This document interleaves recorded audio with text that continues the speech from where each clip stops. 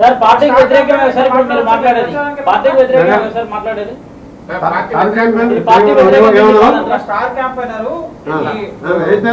మూడేళ్ల కింద వచ్చిన పిసిసి 34 ఏళ్ళ కింద వచ్చిన స్టార్ క్యాంపెయిన్ ఏం మాట్లాడుతున్నావు?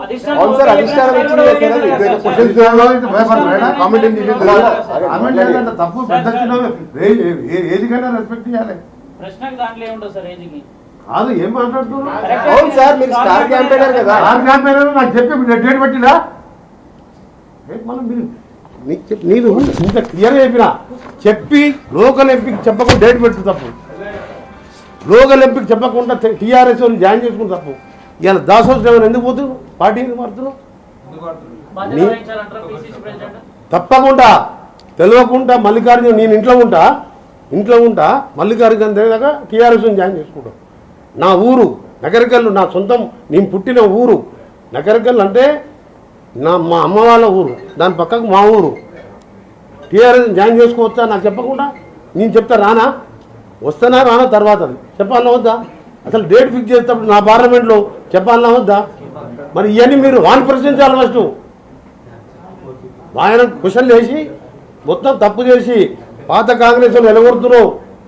దాసో శ్రవణ్ లాంటి ఇంటలెక్చువల్ మేధావి నిలగొడుతున్నావు. కోమటిరెడ్డి వెంకటరెడ్డి లాంటి తెలంగాణ కరడు కట్టే యువజన కాంగ్రెస్ ఎన్ఎస్వై తెలంగాణ కోసం ప్రాణాలు వదిలిపెట్టి ప్రాణం పోవడానికి సిద్ధపడి ఫ్లోరైడ్ కోసం పోరాటం చేసిన వ్యక్తిని ఇవాళ నన్ను కూడా నిలబొడతానికి ప్రయత్నిస్తున్నాను. అదే చెప్తున్నా, ఎవడన్నా పోని కోమటిరెడ్డి అనే వ్యక్తి కాంగ్రెస్లో పుట్టిండు, కాంగ్రెస్లోనే ఉంటాడు. కానీ పిచ్చి పిచ్చి మాటలు చెప్పి ఇట్లా పిచ్చి పిచ్చి డేట్లు నాకు తెలియకుండా డేట్లు డిసైడ్ చేసి వెధవ పనులు చేస్తే రేపు సోనియా గాంధీ రాహుల్ గాంధీ దగ్గర తెలుసుకుంటాను నేను. అందరు పోతే పాత టీడీపీ పనులు తీసుకొని టికెట్లు ఇస్తే పొత్త ఓడిపోతే ఆయనకేమైంది బాధ?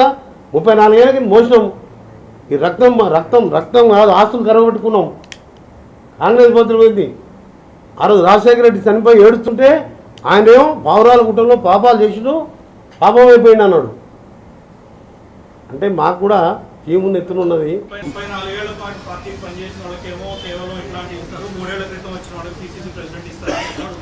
నేను మీకు మాట చెప్పనా? పోలీస్ డిపార్ట్మెంట్ తెలుసా? పోలీస్ డిపార్ట్మెంట్లో హోంగార్డ్ ఉంటాడు. 34 ఏళ్ళు పోలీస్ డిపార్ట్మెంట్లో కాకి డ్రెస్ వేసుకొని పనిచేసిన హోంగార్డే ఉంటాడు, కానిస్టేబుల్ కాలేడు. కానీ సివిల్స్ రాస్తాడు ఇంకొకడు, డైరెక్ట్ ఐపీఎస్ఐ వచ్చి జిల్లా ఎస్పీ అవుతాడు.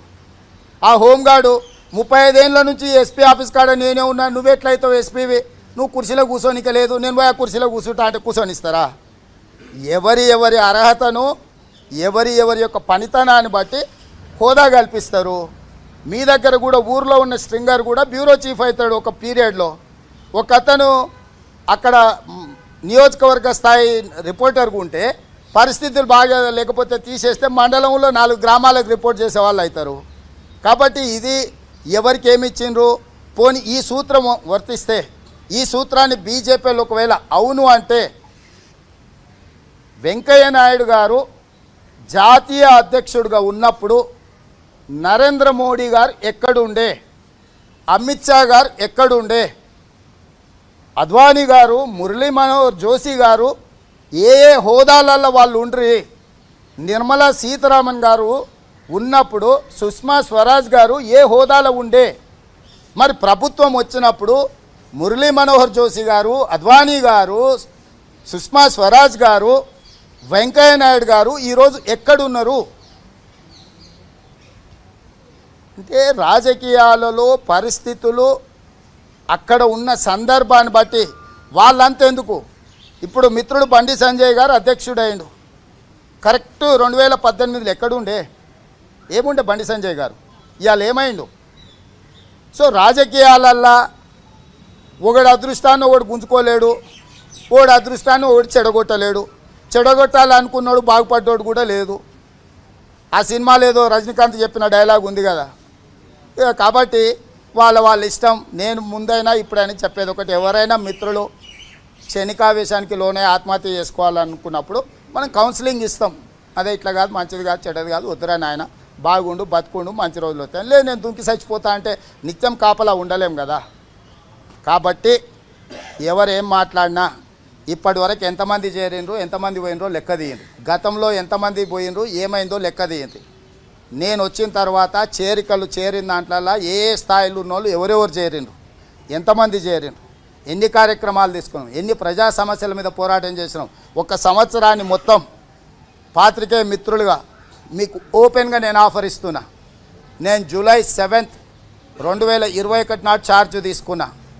ఈ రోజు వరకు తీసుకున్న అన్ని కార్యక్రమాలను, ప్రజల యొక్క సమస్యల మీద మేము చేసిన పోరాటాన్ని, కాంగ్రెస్ పార్టీలో వచ్చింది నూతన ఉత్సాహమా కాదా అనేది సంపూర్ణంగా మీరు విశ్లేషణ చేయండి.